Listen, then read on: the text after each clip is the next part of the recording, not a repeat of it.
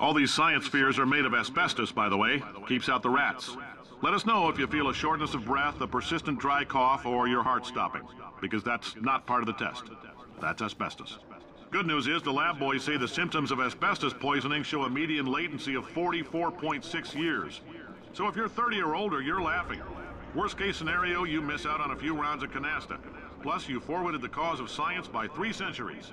I punch those numbers into my calculator, it makes a happy face.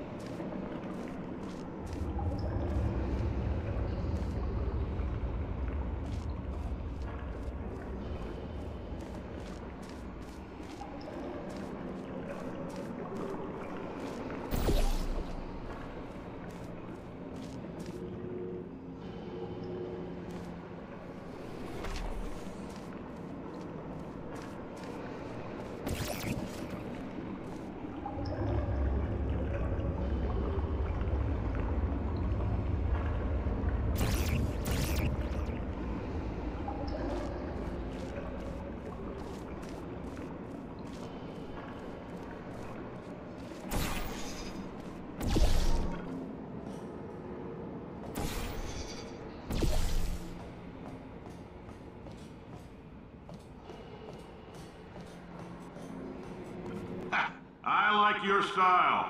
You make up your own rules, just like me. Bean Counter said I couldn't fire a man just for being in a wheelchair. Did it anyway. Ramps are expensive.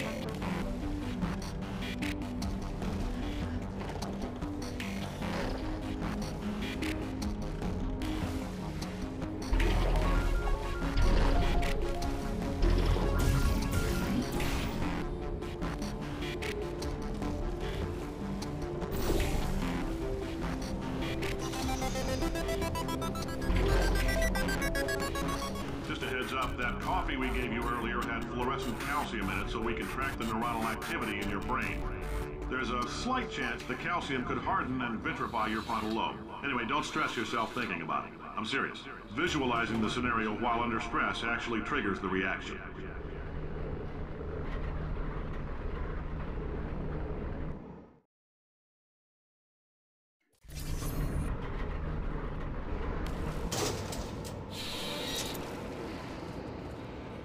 Now, if you're part of control group Kepler-7, we implanted a tiny microchip about the size of a postcard into your skull. Most likely you've forgotten it's even there. But if it starts vibrating and beeping during this next test, let us know. Because that means it's about to hit 500 degrees, so we're going to need to go ahead and get that out of you pretty fast.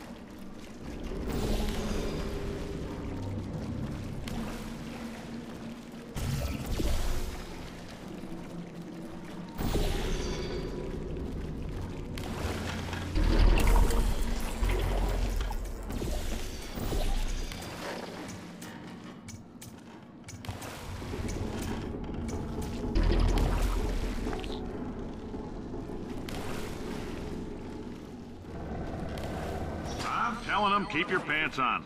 All right, this next test may involve trace amounts of time travel. So, word of advice, if you meet yourself on the testing track, don't make eye contact.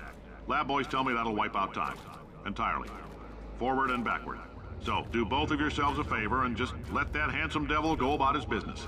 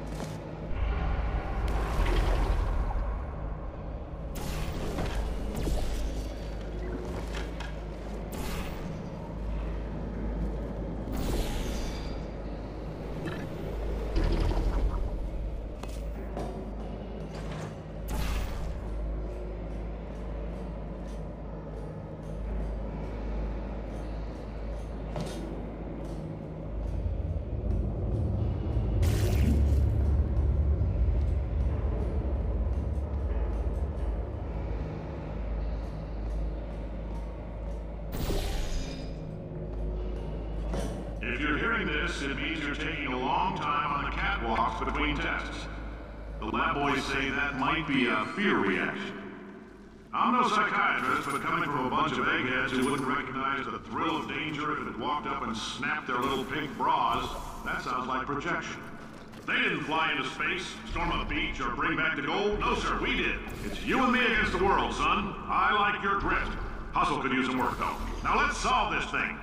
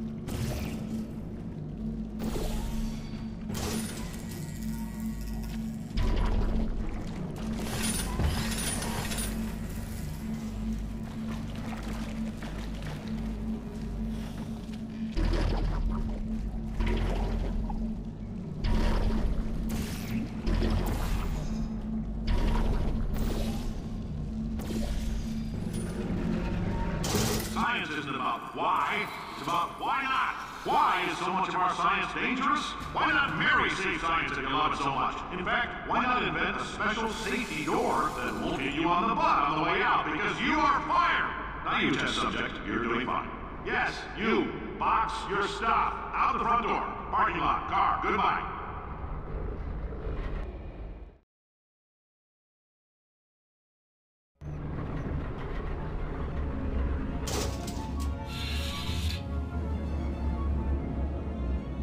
Congratulations! The simple fact that you're standing here listening to me means you've made a glorious contribution to science. As founder and CEO of Aperture Science, I thank you for your participation and hope we can count on you for another round of tests. We're not going to release this stuff into the wild until it's good and damn ready, so as long as you keep yourself in top physical form, there'll always be a limo waiting for you. Say goodbye, Carolyn. Goodbye, Carolyn. She is a gem.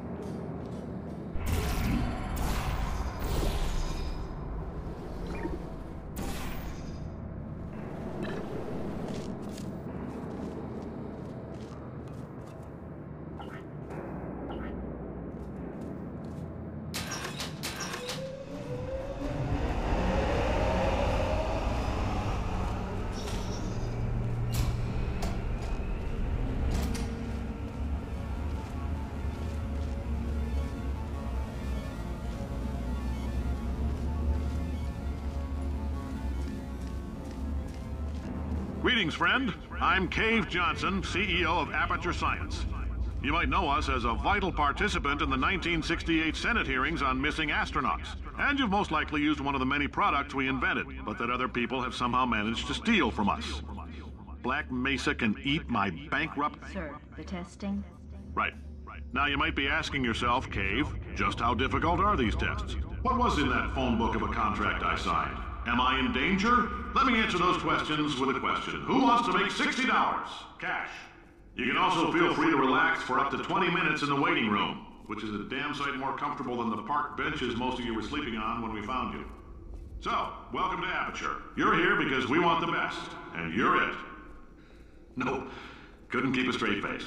Anyway, don't smudge up the glass down there. In fact, why don't you just go ahead and not touch anything unless it's test related.